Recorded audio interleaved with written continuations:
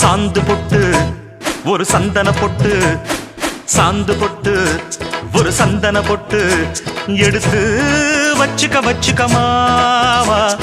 பூ முடிச்சு ஒரு சேலைய கட்டு, இனி நீ வெட்டிய கட்டிக்கலாமா.